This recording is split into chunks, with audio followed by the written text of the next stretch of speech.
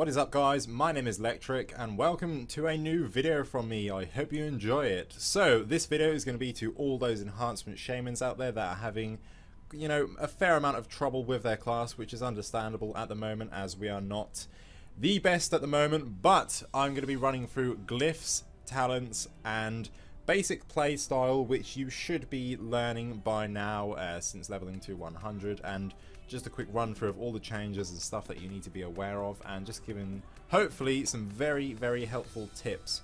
So let's get started, shall we? So first we're going to be taking a look at talents. Okay, so starting from the top, we have chosen Nature's Guardian. Now the reason I'm going to kind of blast through this as fast as I can, giving the most basic and understandable, I hope, explanation of all the talents and glyphs. I want to try and keep this as short and as smooth as possible. So we've got Nature's Guardian, Stone Bulwark and Astral Shift. Forget Astral Shift, you know, that is a 1.5 minute cooldown and is not really worth it for 40% less damage for 6 seconds. You can't really do much with that, so forget that one. Stone Bulwark, I used to use this a lot. Now, I used to think this was a lot better than Nature's Guardian, and yeah, if you actually read the tooltip now and test it out, the totem itself can be basically one shot. Well, it can be one shot, and it really doesn't absorb as much as you think it does. So, you know, and it is on a 1 minute cooldown, which is good, but it's not that good, to be really honest with you. And with the play style that you should be adapting to now, you shouldn't really need to be spamming that much. We will get down to rushing streams in a moment. I've gone for Nature's Guardian. So basically, when you get attacked and it brings your health below 30%, this heals you 25%. So that's basically a quarter of your health every 30 seconds. But pretty much anyway, in a nutshell. And I can tell you, if you haven't used that before, use it. Just test it out. Just try it. Because that has saved my life so many times. And I'm being deadly serious there. I never rated this. I never did, to be really honest with you. But now, I think that is the best out of the row. Next, Frozen Power. I mean, that is perfect because we're getting kited a lot at the moment. So, as I say, we will get onto that in the rotations area. A lot of these talents do sort of mold in with the sort of play style, like I said, and rotation that you're going to need to be, need to be playing now. Earth Grab Totem, yeah, once again, it's pretty good against some classes, but I wouldn't go for it all the time. I'd stick with Frozen Power. Windwalk Totem, useless. So, next one down, yeah, just don't go for it. Totemic Projection, yep, ignore these two, seriously. Call of Elements, that's going to reduce Fire Elemental Totem. It's not really worth it, to be honest with you, it really isn't.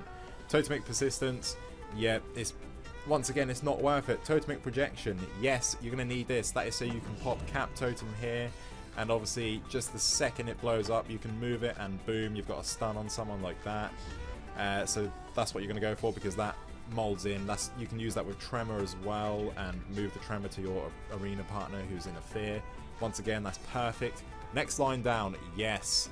And we've got Ancestral Swiftness, Elemental Mastery, which I did used to use with my one-shot macro, but now would not go anywhere near these two talents. Never. Never again. Echo of Elements.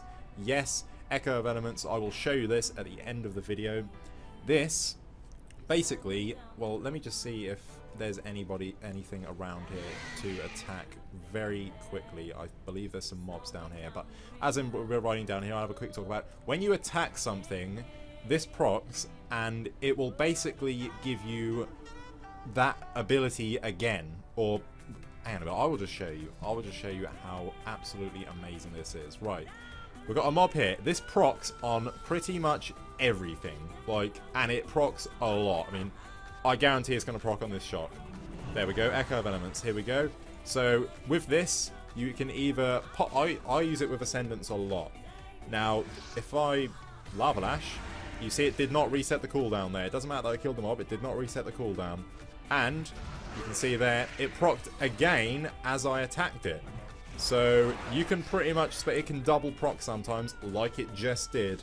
And if you pop Ascendance, as soon as you get Echo of Elements, you're going to be putting out a serious amount of damage. I will show you that later on though.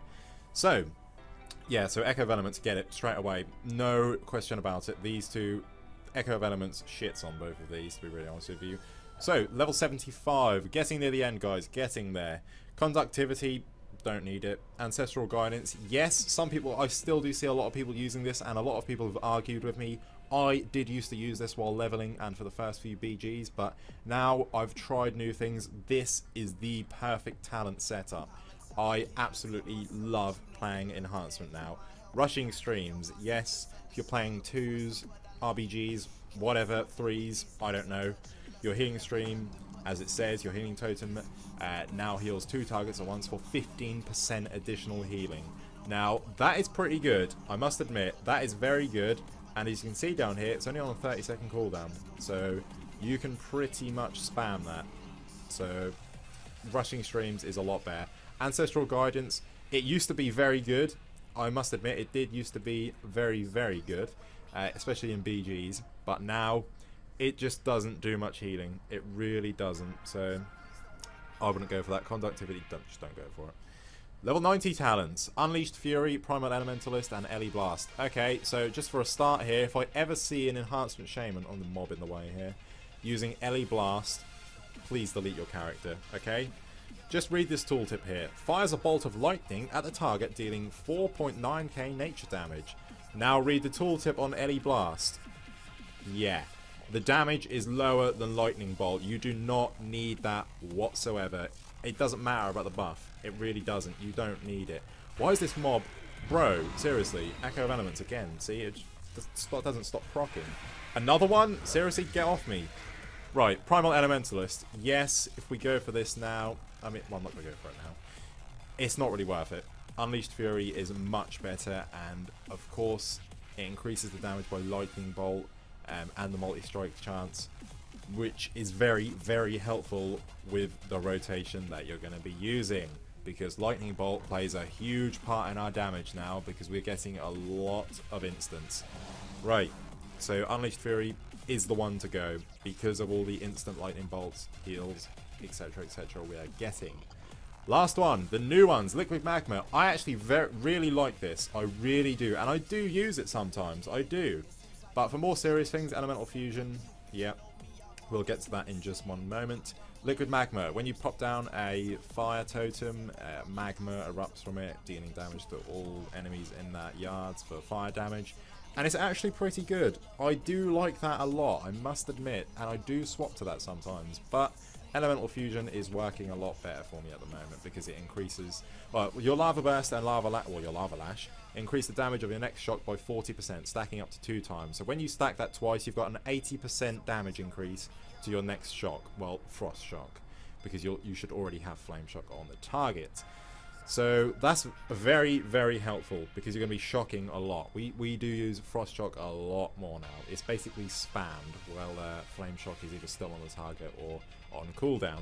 Storm Elemental Totem, the new guy, absolutely terrible. Break CC, doesn't exactly do much damage, and it only has 26k health, and it can be one shot, and it's on a 5-minute cooldown.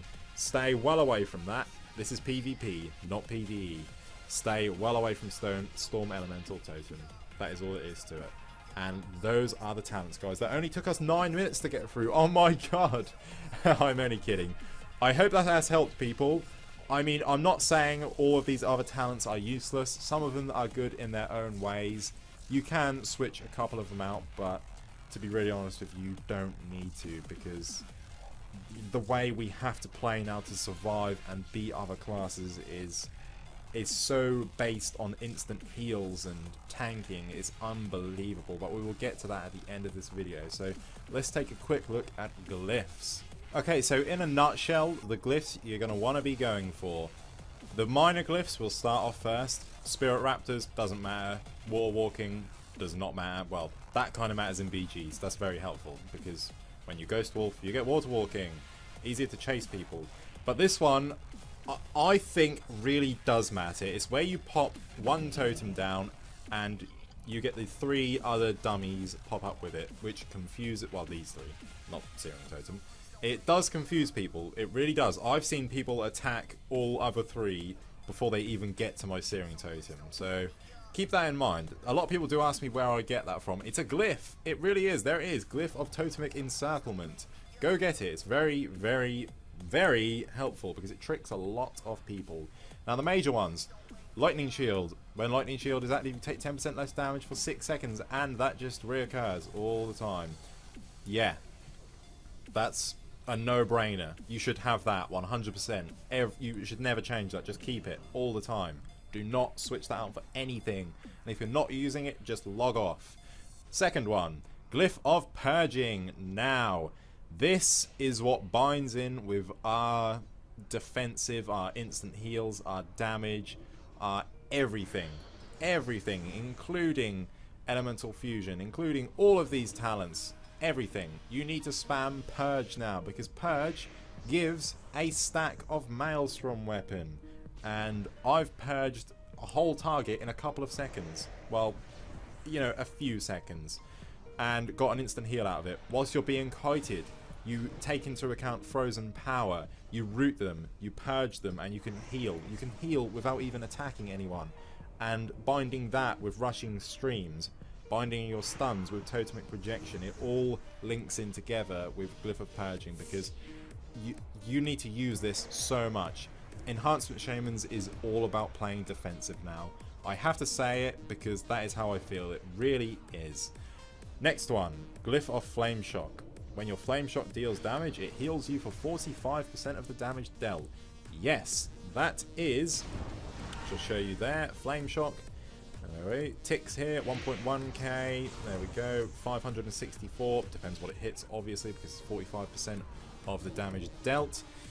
And you're constantly getting heals from it, which is great. You combine that with Rushing Streams. Yes, those are both stacking. You're getting heals from that as well, although Rushing Streams is, I believe that's healing these dummies here, but never mind about that.